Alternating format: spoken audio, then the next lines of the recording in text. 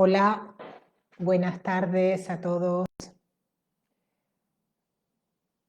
Bienvenidos aquí a la página de Facebook Psicóloga Psicoanalista Pino Lorenzo. Transmitiendo desde la ciudad de Las Palmas de Gran Canaria para todo el mundo. Bueno, vamos a ir un poquito preparando para esta clase, esta última clase del año. Hoy es la última clase del año.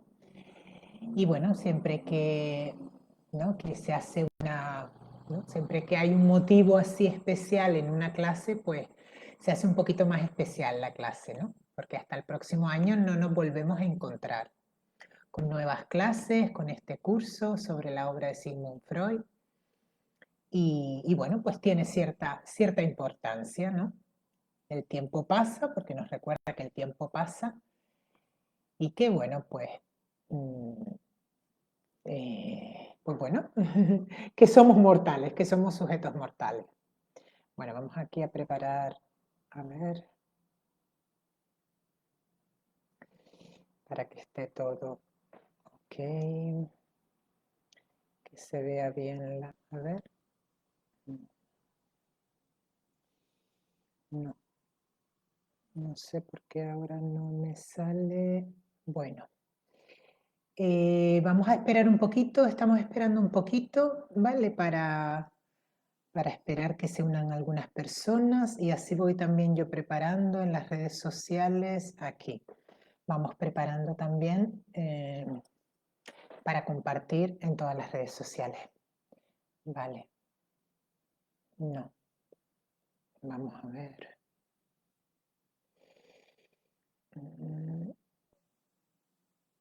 A ver si sale ahora aquí. Ahora sale aquí. Muy bien. Bueno. Bueno, buenas tardes a todos. Bienvenidos como siempre hacemos a este curso sobre la obra de Sigmund Freud. Veo aquí que en el título del curso pone caso Schreber, y ahora vamos a explicar este caso del que vamos a hablar hoy. Venimos trabajando, bueno, este es el curso sobre la obra de Sigmund Freud, un curso quincenal que los jueves, cada 15 días, en este horario, a las 5 de la tarde, hora de las Islas Canarias, en España, desde España, transmitiendo, pues damos estas clases sobre la obra de Sigmund Freud. Seguimos el programa de la Escuela de Psicoanálisis Grupo Cero, escuela de la que soy integrante. Venimos trabajando las últimas clases los historiales clínicos de Freud. Hemos trabajado ya, que bueno, invito a todos a ver las anteriores clases en el canal de YouTube, Pino Lorenzo Psicoanalista. En la lista de reproducción, cursos sobre Freud, pueden encontrar todas las clases anteriores. Y bueno, hemos venido entonces viendo los diferentes historiales clínicos, hemos visto el caso de una fobia, una histeria, la neurosis obsesiva, y hoy vamos a ver la paranoia, un caso de paranoia que tiene ciertas particularidades que ahora lo vamos a explicar, pero hoy nos vamos a centrar en la paranoia. Seguramente esta clase de hoy, este texto, lo vamos a dividir en dos clases. Hoy sería la primera clase de la presentación y la interpretación de alguna de las sintomatologías del paciente, y luego, después de las Navidades, seguiremos con el mecanismo o los mecanismos de la paranoia.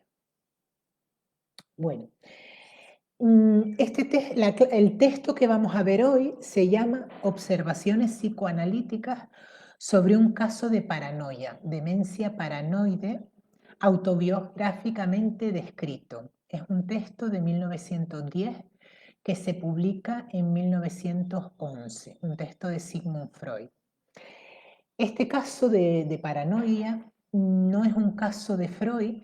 Freud nunca vio a esta persona, sino que toma, para hacer esta investigación psicoanalítica, toma un libro que escribió una persona que pasó por esta demencia paranoide, y escribió todo el curso de su enfermedad y todos los productos patológicos en el libro que tituló Memorias de un neurótico.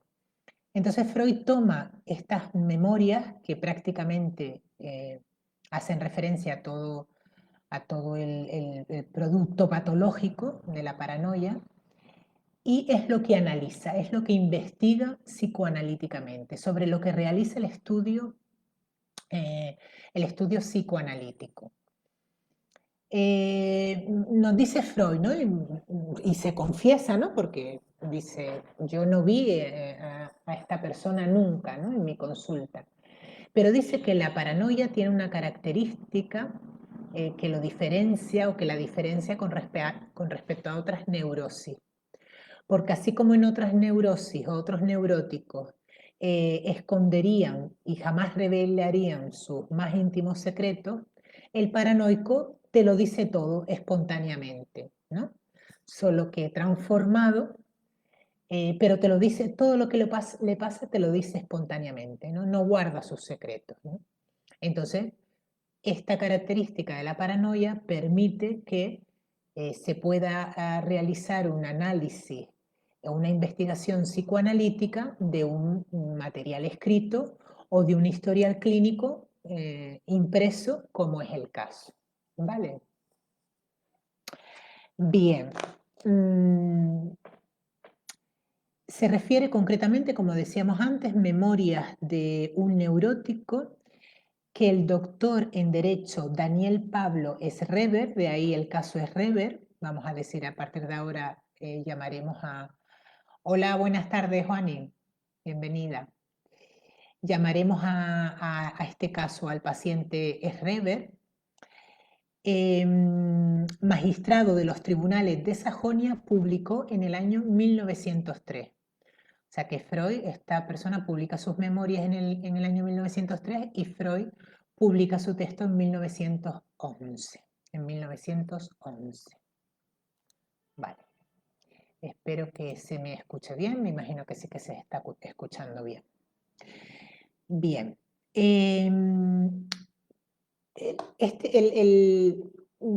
Las memorias o el caso va a hacer referencia, o esta persona, Schreber, que como digo era un magistrado de los juzgados de una ciudad de Alemania, va a hablar de dos episodios de la enfermedad.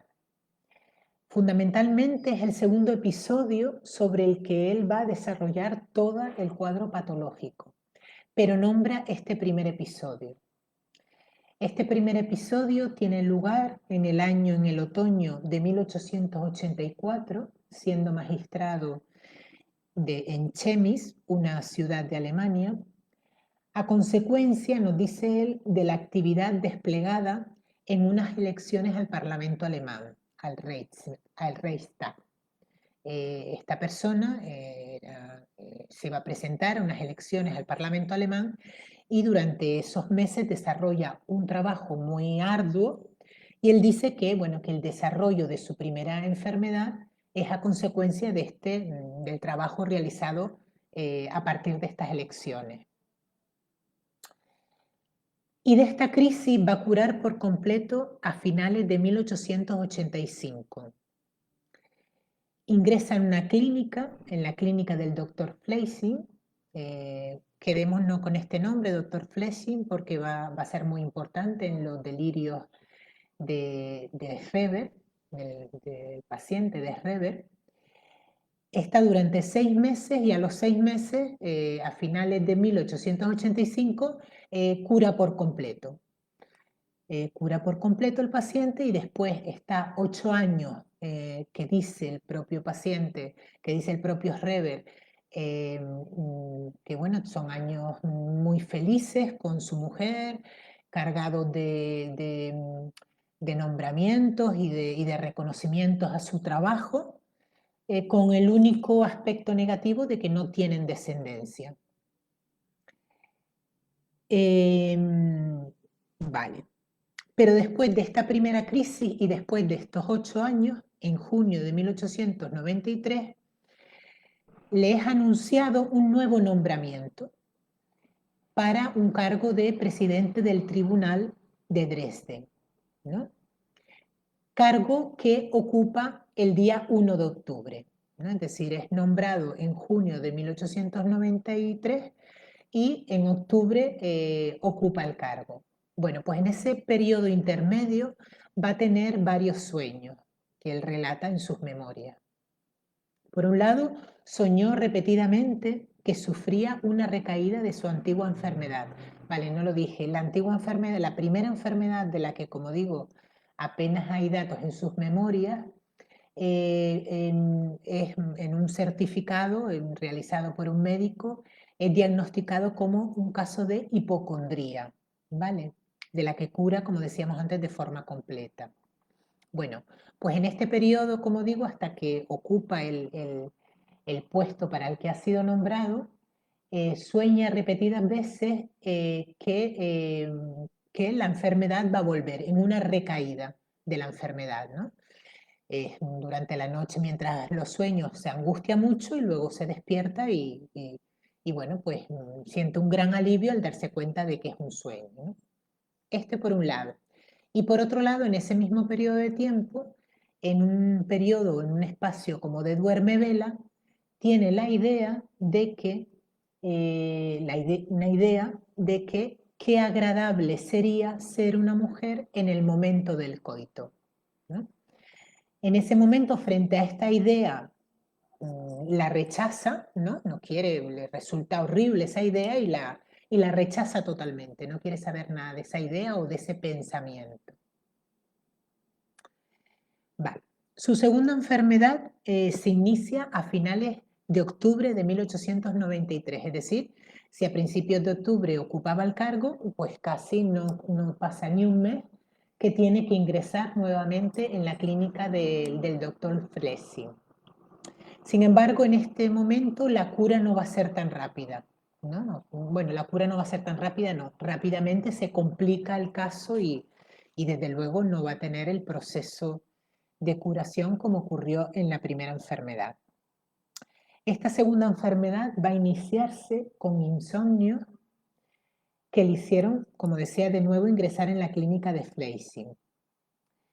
El enfermo manifestaba al principio de entrar en la clínica sobre todo ideas hipocondríacas, quejándose, por ejemplo, de que padecía reblandecimiento cerebral y afirmando que no tardaría en morir. Pero ya en este momento el cuadro ya se mezclaba con algunas ideas de persecución. Más tarde fueron apareciendo alucinaciones auditivas y visuales. Se creía muerto y putrefacto o enfermo de la peste. Se lamentaba de que su cuerpo era sometido a repugnantes manipulaciones y sufría espantosos tormentos que soportaba por una causa sagrada. Bueno, las sugestiones patológicas absorbían totalmente al enfermo, que no era capaz de realizar ninguna actividad en su día a día y permanecía absolutamente inmóvil en una especie de estupor alucinatorio. Y bueno, a veces era tan insufrible lo que padecía que, bueno, pues en varias ocasiones intentó pues finalizar, ¿no?, con ese sufrimiento o solicitaba a los médicos que por favor le dieran la medicación que no podía soportar aquel sufrimiento, ¿no? Sus delirios cada vez fueron tomando un carácter más místico y religioso. Hablaba directamente con Dios y los demonios le hostigaban. Veía apariciones milagrosas, oía música divina y creía, por último, vivir en otro mundo. Vamos a agregar aquí que en todo este periodo insultaba, dirigía grandes insultos al doctor Flessing, doctor que le había curado en la primera enfermedad y al que él estaba muy agradecido, ¿no? Le había expresado su agradecimiento directamente y no solo él había expresado su agradecimiento, sino dice que su mujer le había dicho bueno, que lo daría todo por la persona que le devolvió a su marido, que le devolvió a su marido, ¿no? Que pues su marido estaba muy mal y el doctor Flessing lo curó, ¿no? Y de hecho dice que la mujer tenía un retrato del doctor en su mesilla de noche, ¿no? O sea, tal era el agradecimiento, ¿no?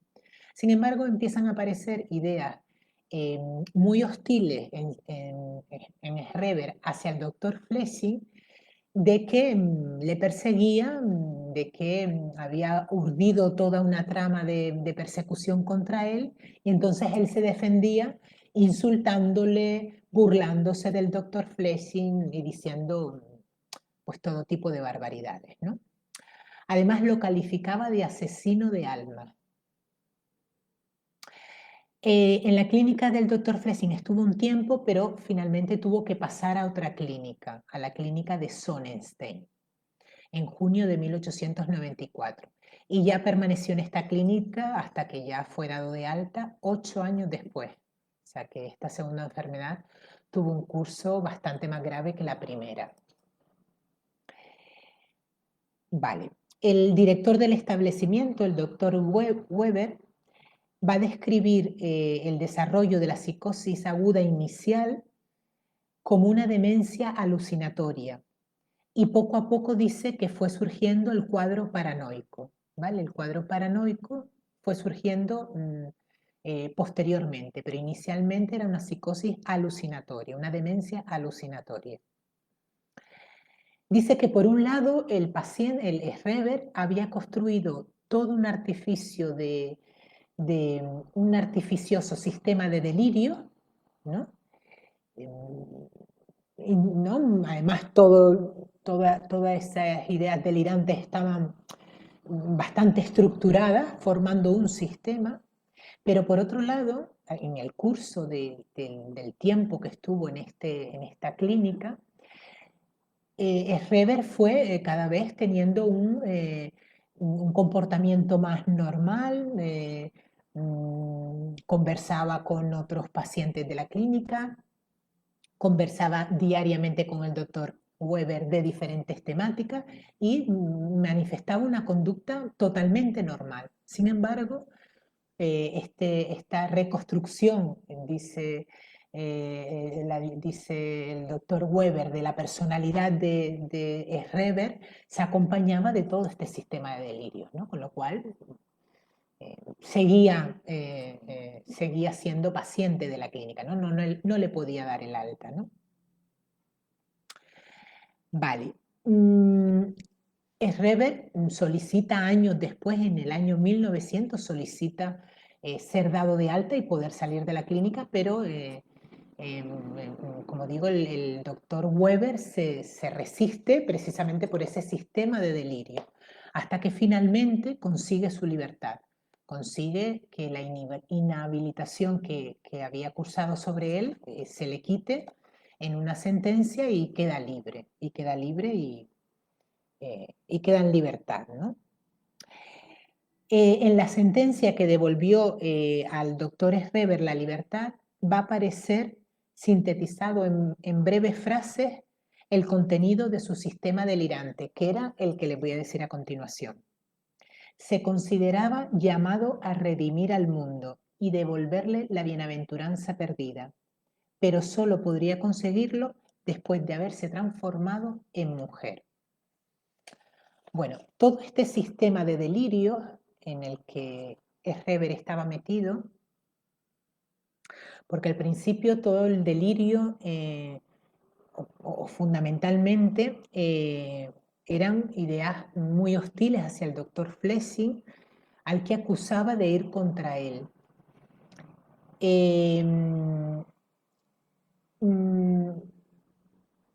Perdón. Al que acusaba de ir contra él. Y en todo este sistema de delirio, de repente aparece también la figura de Dios, la cual al principio del sistema de delirios era un aliado del doctor Schreber, pero que poco a poco también fue convirtiéndose en un perseguidor, ¿no? Entonces, toda la estructura tenía que ver con que él había sido designado por Dios para salvar el mundo, como digo, con toda una estructura de situaciones que lo relacionaban, se relacionaban con Dios y al que le daba órdenes para redimir, ¿no? Para redimir a la humanidad, pero esta misión redentora tenía que producirse pasando por la transformación de Reber en mujer. Bueno, si ven esta última frase, la transformación de Reber en mujer, una transformación en mujer que decía no tenía que ser, que iba a durar durante años, incluso décadas, ¿no? No era una transformación, no tenía que operar una transformación instantánea, por decirlo de alguna manera, ¿no? Al inicio, antes yo les hablaba de dos sueños, y una de ellas en forma de fantasía que tiene Reber en el periodo entre el nombramiento y cuando ocupa el cargo de presidente del tribunal. Y una de las fantasías que ahí tiene es la fantasía donde piensa que sería agradable ser una mujer en el momento del coito. Bueno, pues esta transformación en mujer, este delirio o este delirio es la realización de esa fantasía, ¿vale? Al principio este delirio, esta transformación en mujer ¿cómo decirlo? Era hostil para el propio Reber, ¿no? Acusaba al doctor Flessing de perseguirlo y de incluso acosarlo sexualmente, incluso cuando ¿no? En el momento en que abandona la clínica del doctor Flessing para pasar a otra clínica, acusaba a los enfermeros de querer abusar sexualmente de él, ¿no? O sea, que le perseguían, ¿no? Entonces, al principio, él se rebela contra esta idea de transformación en mujer, pero poco a poco se va reconciliando con esa idea a medida que va apareciendo todos los otros delirios. En estos casos ya no son delirios persecutorios, sino son delirios el delirio de redención del mundo, ¿no? Donde ya aparece la figura de Dios y donde ya eh, podríamos decir, él empieza a tener en el delirio un papel más activo, ¿no? Había sido designado, como son designados los profetas, a una misión, tenía una misión, había sido designado por el mismo Dios a una misión de salvar al mundo, ¿no? Y hasta que no salvara al mundo, no podía morir, era inmortal, ¿no? En ese sentido, toma las características de Dios, de ser inmortal, ¿no? Pero para salvar al mundo tenía que convertirse en mujer, ¿no? Con lo cual aquí se van a unir, él va a unir la fantasía sexual, optativa, que luego Freud nos va a decir que es una fantasía homosexual, de ser mujer, ¿no? El deseo de ser mujer, que se transforma en mujer, lo va a unir con el delirio de redención del mundo, ¿vale?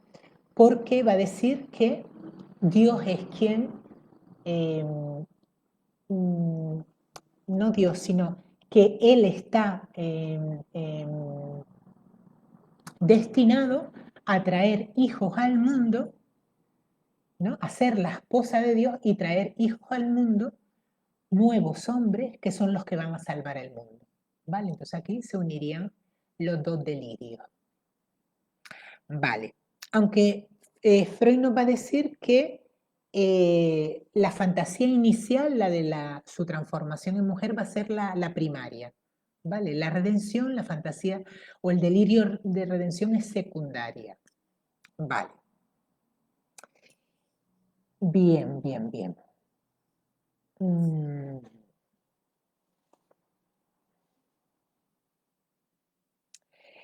Dice que además es curioso porque esta fantasía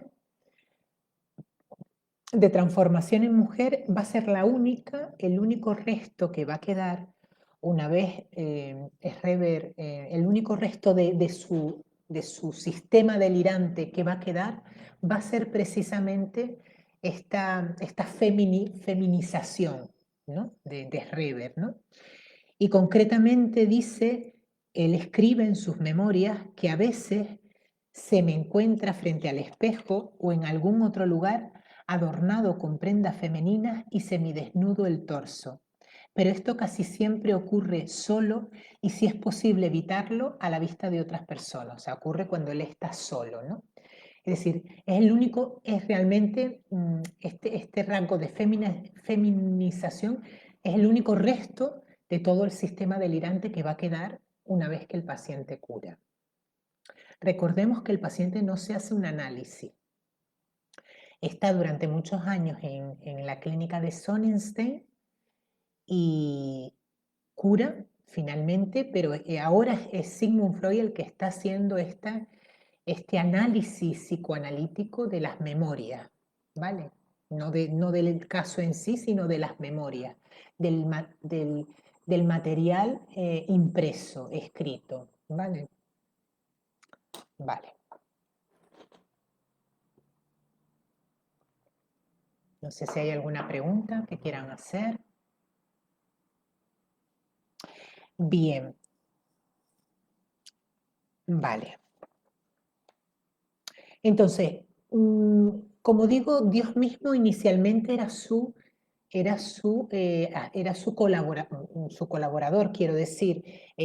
Había él era el colaborador de Dios, ¿no? Había una buena relación, ¿cómo decirlo? No me sale la palabra, no es una buena relación, pero no me sale la palabra, no me sale la palabra.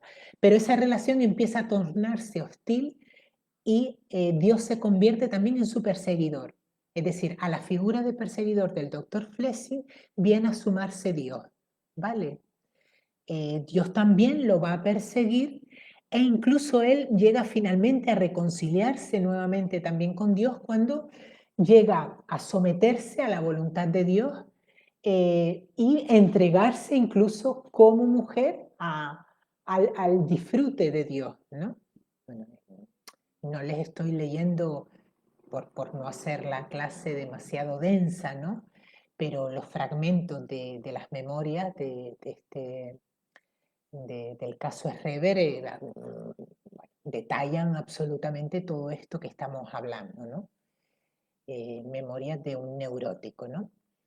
Entonces, como digo, va a ser su perseguidor, pero hasta él mismo consigue reconciliarse para poder construir todo este delirio que en definitiva va de alguna manera, nos dice Freud, a resolver el conflicto, ¿no? A resolver de alguna manera el conflicto, ¿no? Sistema de delirios que incluso va a permanecer mucho tiempo después de que el paciente, de que Schreber empiece ya a recobrar su funcionalidad como sujeto, ¿no? Como hombre, ¿no? Es decir, ya en la clínica empieza a poder funcionar de forma normal, sin embargo, todo el sistema delirante continúa ahí, porque de alguna manera era una forma de resolver el conflicto que vamos a ver ahora, ¿vale? ¿Cuál era? Vale. Entonces, dice, esto que nos está contando Schreber podría deducirse que este caso no es más que una forma corriente de la fantasía redentora. El interesado, Schreber, sería así el Hijo de Dios encargado de la misión de salvar al mundo de la ruina. Y consiste en que ningún muerto podrá alcanzar la bienaventuranza en tanto que la persona de Schreber continúa atrayendo sobre sí la parte principal de los rayos divinos. Bueno, esto es un pequeño esquema, un pequeño fragmento de todo su sistema delirante, ¿vale? Pero bueno, dice que no se sale mucho de lo que suele ser la fantasía redentora, ¿no? En los delirios, ¿no? Que tiene que ver también con el delirio de grandeza, ¿no? De creerse el psicótico, en este caso, las ideas delirantes, creerse que uno ha sido elegido para salvar al mundo de un desastre terrible que va a ocurrir y además haber sido designado directamente por Dios, ¿no? En este caso, normalmente muchas veces el delirio, el señalado para llevar a cabo tal acción suele ser considerado, o el propio interesado suele ser el Hijo de Dios. Pero aquí tenemos que sumar a esta misión redentora lo que hablamos antes, la transformación en mujer, ¿no? Con lo cual, la redención iba a venir por darle hijos al mundo, ¿no? Hijos del Padre Dios, darle hijos al mundo que vendrían a salvar el mundo, ¿vale? Esa sería un poco la peculiaridad o la característica del caso Schreber, ¿vale? Con respecto a otros delirios de misión redentora, ¿no? Más comunes, ¿no? Vale, bueno, con todo esto, Schreber aquí cuenta muy detalladamente, ¿no? Cómo es su relación con Dios, habla mucho de voluptuosidad, ¿no? De cómo los rayos divinos, dice, de Dios, le atraen a él para que él pueda desarrollar toda su voluptuosidad y hacer gozar a Dios. O sea, es muy, tiene, hay mucho contenido del delirio es erótico, ¿no?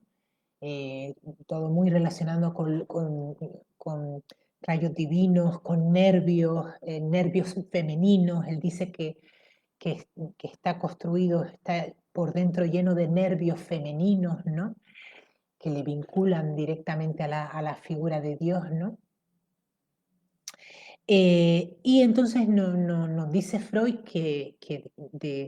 claro, porque este libro, estas memorias, realmente poco cuentan de la vida de Schreber, ¿no? Es decir, sobre todo las memorias tratan de la enfermedad, de la demencia paranoide de Schreber, ¿no? No tratan de su vida. Entonces, claro, Freud no tiene datos de la vida de Schreber, ¿no? Normalmente cuando analizamos un caso, ¿no?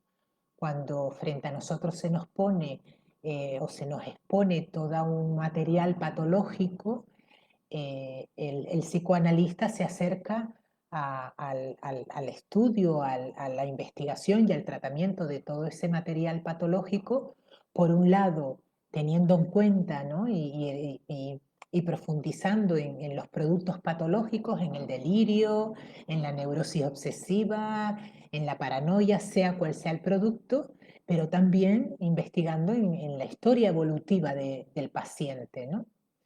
Entonces aquí esa parte está obviada, ¿no? Apenas tiene datos de Schreber, ¿no?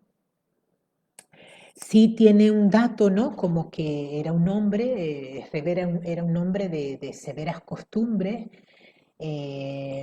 Asimismo, Schreber se define como pocos hombres habrá que hayan sido educados en principios morales tan severos y hayan adaptado luego a ellos tan estrictamente su vida, sobre todo en lo que a la sexualidad se refiere, ¿no? Y que se hayan refrenado tanto en este orden de cosas, ¿no? Es decir, que era una persona es decir, que todos los delirios precisamente manifestaban todo lo que la vida de esta persona eh, mantenía absolutamente reprimido, ¿no? Que es curioso. Vale, vamos a una pregunta que aparece por aquí. Sara Pers. ¿Esos delirios se dan por un trauma o una afectación química en el cerebro? No. Realmente lo que es lo que iba a venir a explicar ahora, pero está bien y así hacemos más coloquial también la clase. Realmente el motivo de la enfermedad es, em, es el rechazo de una idea de contenido homosexual. Es decir, la enfermedad surge como defensa frente a una idea intolerante al sujeto, que acompañada de una intensificación sentimental hace que pueda aparecer la enfermedad. Me explico. Lo que nos va a decir Freud en este caso es que es la idea homosexual, realmente es un deseo homosexual, esa idea que aparece de qué agradable sería ser una mujer en el momento del coito, lo que esconde es una fantasía de orientación homosexual, fantasía que es absolutamente repudiada por Schreber y mandada a lo inconsciente. No sabemos por qué, dice Freud, no sabemos por qué en el tiempo en que hace aparición los delirios, es decir, entre el nombramiento de presidente de los tribunales hasta que ocupa el cargo, no sabemos ahí, no lo sabemos porque no están los datos, no está la información. Hay una intensificación de los componentes eróticos, ¿no? Que no sabemos producidos por qué. Luego Freud va a hacer una elucubración, no puede hacer otra cosa porque no tiene datos, ¿no? De esta intensificación erótica, ¿no? Que propicia el desarrollo de los delirios. O sea que los delirios aparecerían como defensa frente a una idea intolerable. Entonces, para seguir un poquito con esto que voy diciendo,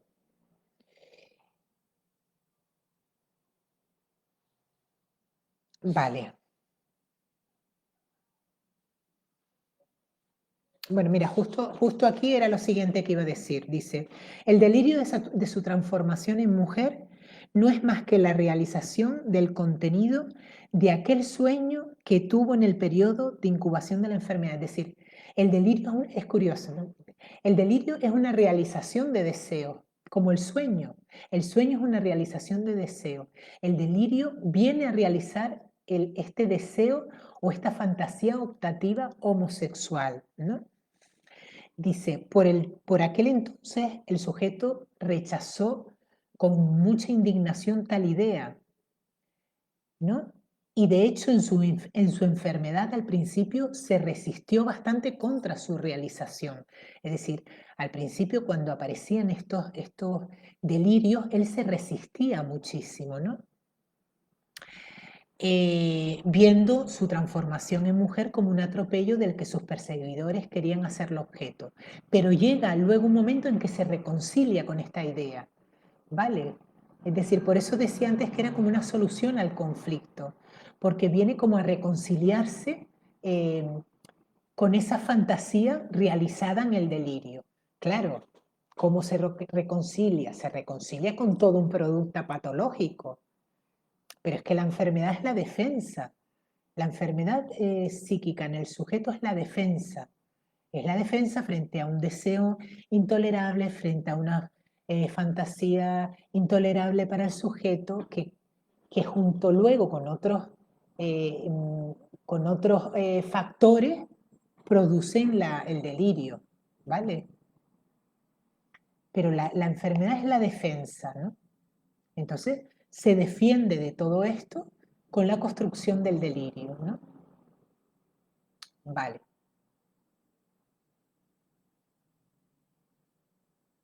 Dice, y poco después, o sea, si al principio se rebelaba contra la transformación en mujer, luego, después llegó la íntima convicción de que Dios mismo demandaba para su propia satisfacción, para la satisfacción de Dios, su transformación en mujer, ¿no? O sea, que se reconcilia totalmente, ¿no?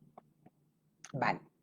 Bueno, ahora va a tratar un poco de interpretarnos, que ya lo hemos hecho un poquito, va a tratar de interpretarnos todo este complejo sistema de delirio. Entonces, lo que nos va a decir es que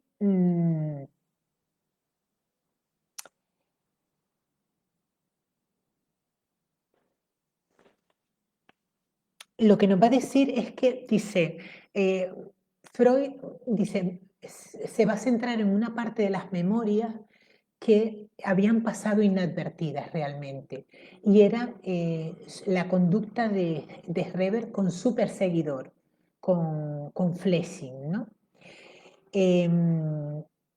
Flessing había sido, como digo, el médico que le había curado, ¿no? Sin embargo, luego este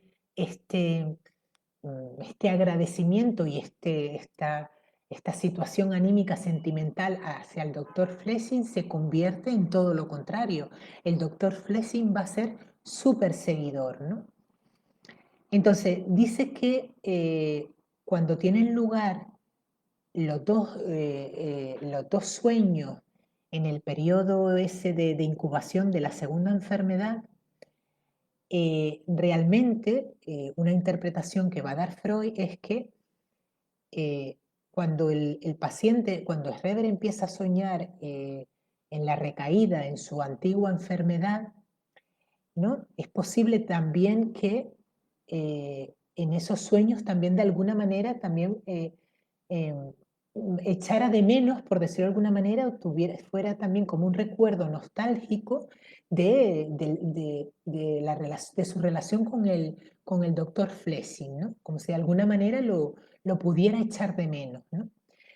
Y estos sueños asociados con la fantasía optativa de transformación en mujer, lo que nos vendría a decir es la actitud pasiva del doctor Schreber la actitud pasiva homosexual del doctor Schreber frente al doctor Flessing, ¿vale? Entonces, actitud pasiva homosexual que, bueno, actitud pasiva homosexual, ¿no? Entonces dice Freud, dice, claro, pero estos sentimientos primero tan, ¿no? Sentimentalmente anímicos, tan poderosos hacia la figura de Flessing, para luego virar al afecto totalmente contrario, pareciera exagerado, expresados hacia la figura de un médico que, bueno, que sí, que le curó, ¿no? Pero que tanto la inclinación, ¿no? Tanto esa intensidad amorosa en el sentido de agradecimiento parecía intensa, como también parecía muy intenso todo la hostilidad que aparece luego en forma de delirio persecutorio, ¿no? Entonces pareciera que ahí lo que ha ocurrido es una transferencia, ¿no? Transferencia sobre la figura del doctor Flessing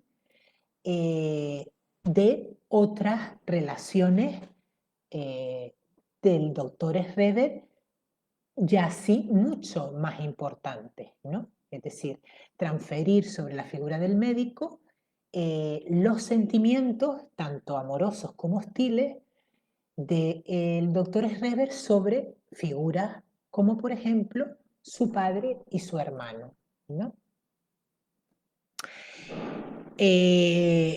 Su padre y su hermano. Es decir, el doctor Schreber, que estaría en la misma serie, ¿no? Del padre y del hermano mayor que él. Padre y hermano, que sabemos también, porque tenemos luego ese dato, que Freud descubre con posterioridad, murieron primero muere el padre y luego muere el hermano mayor, era 3 años mayor que él, mueren antes de cursar la primera enfermedad, bastante antes de cursar la primera enfermedad, pero habían muerto, ¿vale? Es decir, que de alguna manera también había en todo esto de la recaída, ¿no? También como la nostalgia del doctor Flessing, también habría como una nostalgia, como un echar de menos a su padre y a su hermano, ¿no? A su padre y a su hermano. Y iba a decir una cosa que se me olvidó.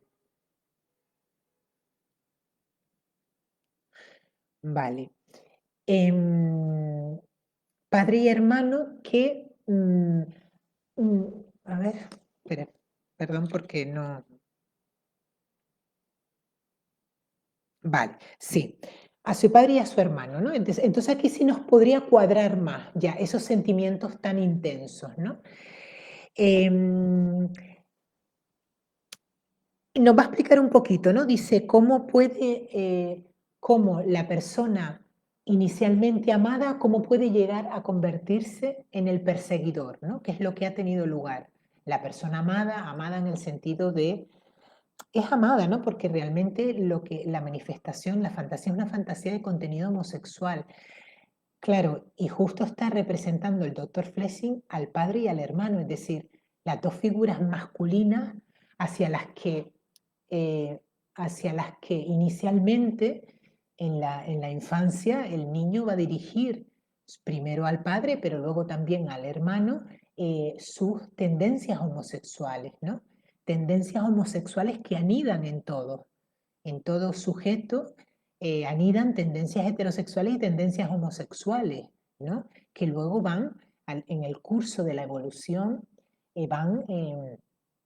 van tomando el camino hacia la heterosexualidad, hacia la homosexualidad, pero sin abandonar nunca el otro polo, por decirlo de alguna manera, ¿no?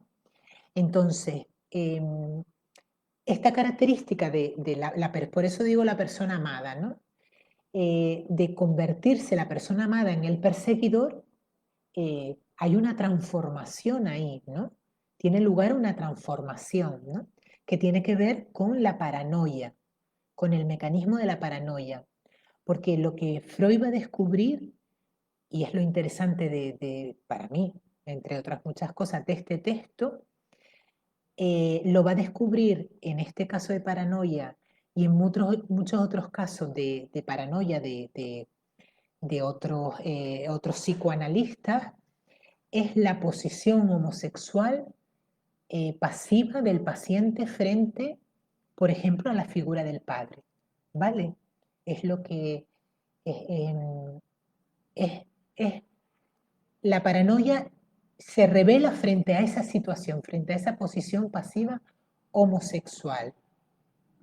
Entonces, la fórmula que nos trae aquí Freud del delirio persecutorio sería la siguiente, ¿no? Yo lo amo a él hombre, yo lo amo a él hombre. Ese lo amo sufre ese afecto, sufre una transformación en odio. Yo lo odio, pero yo lo odio porque él me odia.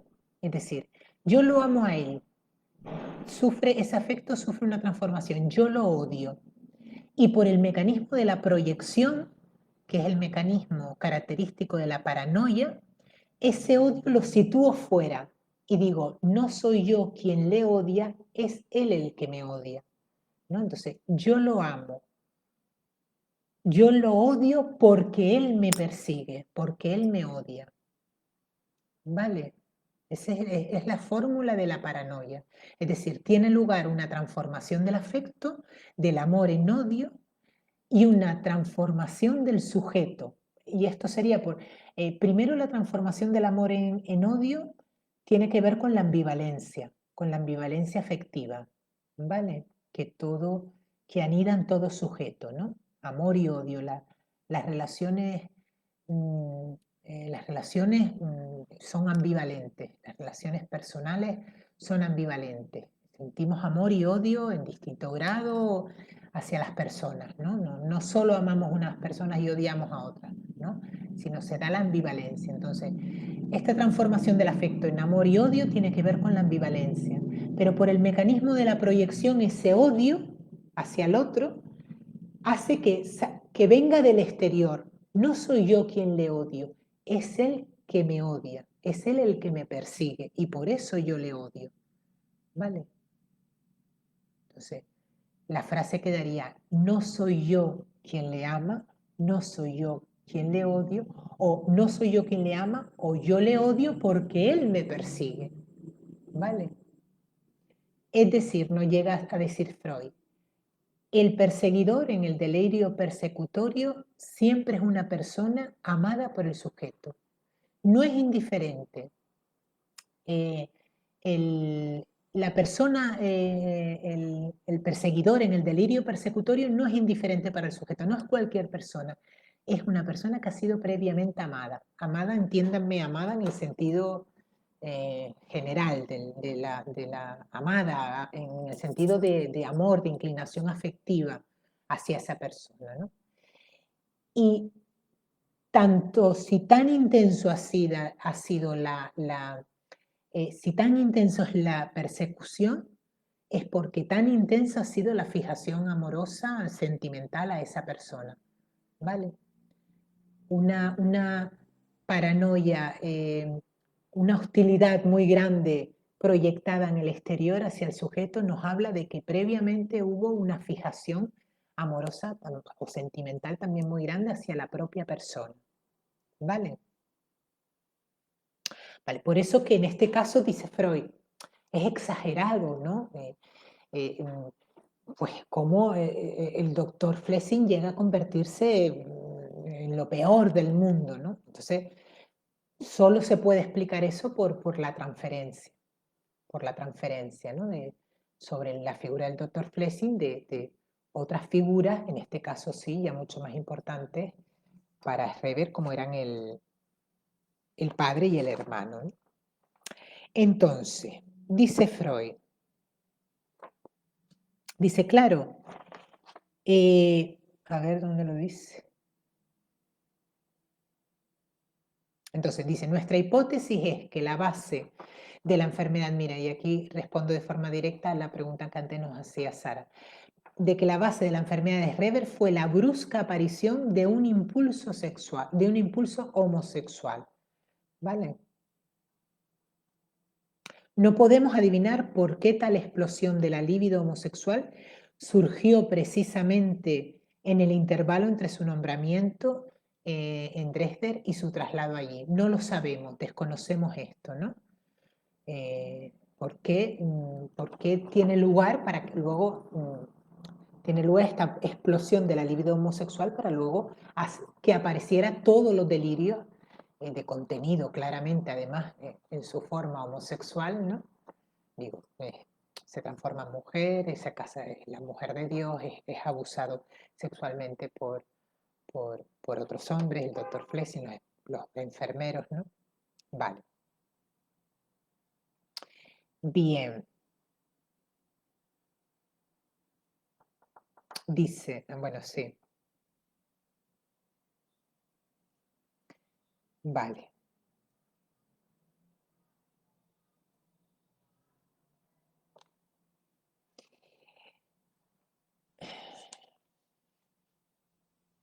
Vale. Entonces, la raíz, bueno, sí, ya lo hemos dicho. Entonces dice, no es más extraño ¿no? Que haya habido esta carga erótica fijada al padre. Dice que bueno, el padre de Reber, eso se sabía, era una persona en aquel momento, era un médico muy famoso porque había escrito varios libros, es el primero o es el descubridor o el primero que escribe sobre la gimnasia terapéutica, ¿no? Hay libros sobre él de este tema, entonces dice, no es raro, ¿no? Que sobre una figura tan importante para un niño como el Reber, cuando niño, pues haya un padre así tan importante, haya quizá tenido una importancia libidinal grande en su desarrollo psíquico, ¿no? Y dice Freud, aquí sí que él es una lucubración, ¿no? Dice que faltándonos los datos de la vida y de la infancia, nos vemos nosotros aquí obligados a contentarnos con un vago esbozo del material infantil, utilizado por la enfermedad paranoica para representar el conflicto actual, ¿no? No sabemos lo que ocurrió, ¿no? Sin embargo, normalmente la fantasía optativa, ¿no? La fantasía optativa homosexual la hemos de relacionar con la aparición la hemos de relacionar con una privación sufrida en la vida real. Esto forma parte de la teoría del psicoanálisis, donde muchas veces cuando hay una privación en la vida del sujeto es cuando frente a esta privación aparecen las fantasías, ¿no? Y luego la construcción de la fantasía en forma de delirio o en forma de la sintomatología que sea, ¿no? Entonces, dice Freud, que, desconociendo el historial de este paciente, de esta persona, la frustración, la única frustración que podemos pensar que podía haber en la vida del sujeto para que desarrollara todo este curso de productos patológicos podía ser el hecho de no haber tenido descendencia, ¿no? No haber tenido descendencia, privándole del hijo varón que le hubiera consolado de la muerte de su padre y de su hermano, y sobre el cual hubiera podido derivar de alguna manera su insatisfecha ternura homosexual. Su raza iba a extinguirse y parece que el sujeto se hallaba orgulloso de su descendencia y de su familia, ¿no?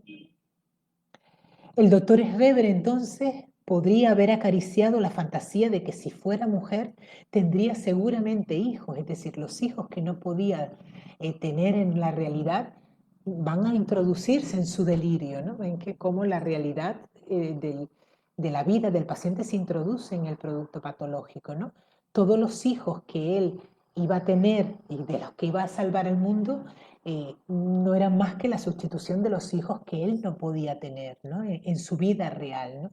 Y que de alguna manera también lo frustraban, ¿no? En su deseo de ocupar al final, en este caso hay, está el nombre del padre, ¿no? Es decir, no poder ocupar el lugar del nombre del padre, ¿no?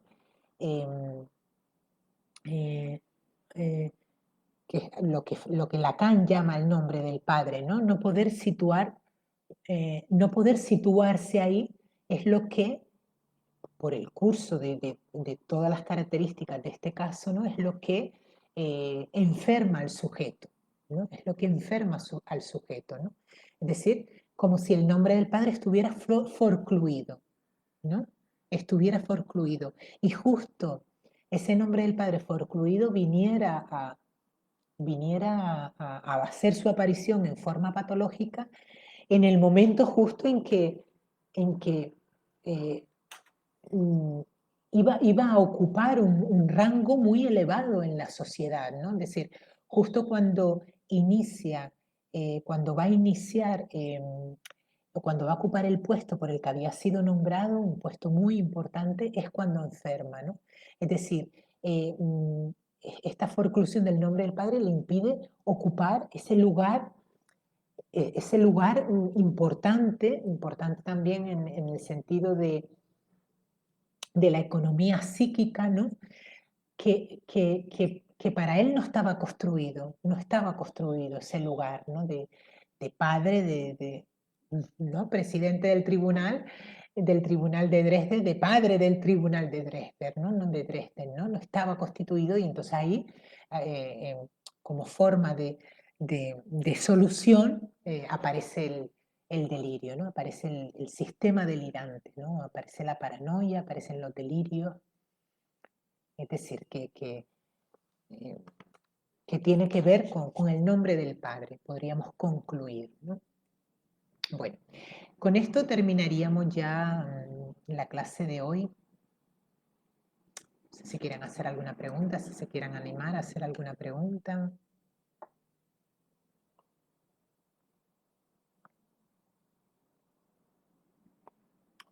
¿Algún comentario?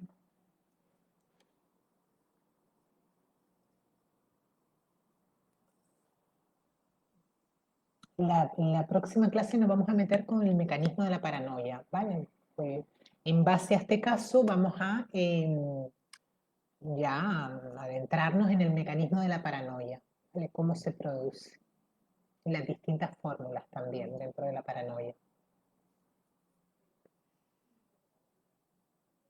Bueno, si no hay ninguna pregunta, vamos a ir terminando. Nada, en desearles felices fiestas a todos, feliz Navidad, buena entrada, buena salida y buena entrada en el nuevo año. Y nos vemos pues el siguiente jueves laborable después después del Día de Reyes, el Día de Reyes aquí en España, que celebramos el día 6 de enero. Creo que cae un martes, pues entonces el 8 de enero nos volvemos a ver en estas clases sobre la obra de Sigmund Freud. Vale, aquí veo un nuevo comentario, que a ver si lo puedo abrir. Excelente explicación, dice Sara Pers, dice muchas gracias. Muchas gracias a ti, Sara, muy interesante como siempre, dice Juani, muchas gracias, Juani. Vale, y aquí nos escribe, vale, ay, mira, no entró el mensaje, perdona, Sara. Acabo de ver un mensaje que habías escrito antes, pero no había entrado. Dice, en Colombia existió un hombre llamado Garavito, asesino y abusó sexualmente a niños entre los 9 y 13 años. Él fue abusado en su niñez y maltratado. Esto se daría porque él llevaba a cabo, dando solución al conflicto que adquirió en su niñez. No necesariamente. No necesariamente. Mm, Tendríamos que ver, es verdad que muchas veces en personas que abusan de menores, tienen en su historial, en su historia evolutiva, tienen una historia de abuso, de haber sido abusados. Pero no necesariamente una persona que es abusada va a derivar luego en un abusador, ¿no? Entonces, hay que estudiar cada caso, hay que ver cada caso porque cuál es la situación psíquica de la persona, ¿no?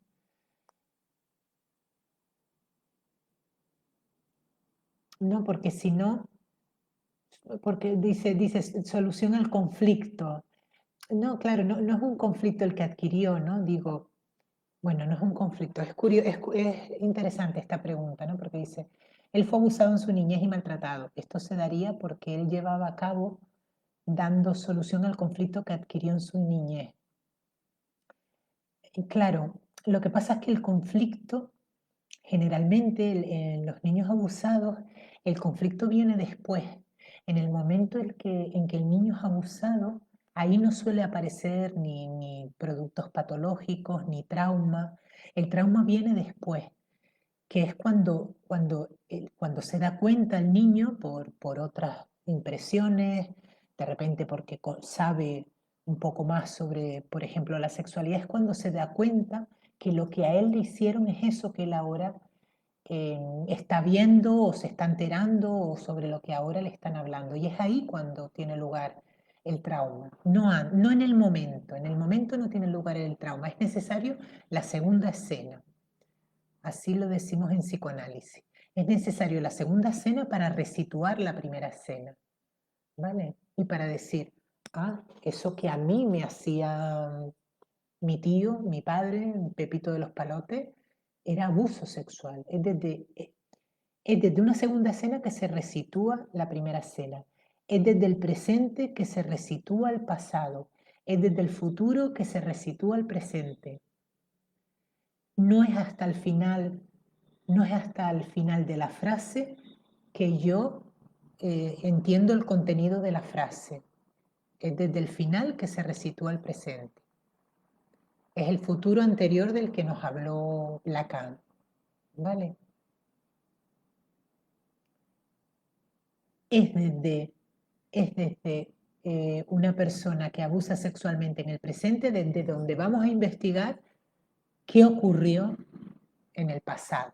Más que no es investigar, vamos a ver cuál es su pasado. No, tampoco es así. Vamos a construir el pasado de ese sujeto en análisis, porque al final es una construcción del sujeto en análisis, ¿no? Del pasado. Bueno, nada, pues muchísimas gracias. Y bueno, como digo, gracias a ustedes y seguimos a la próxima. Felices vacaciones. Hasta luego.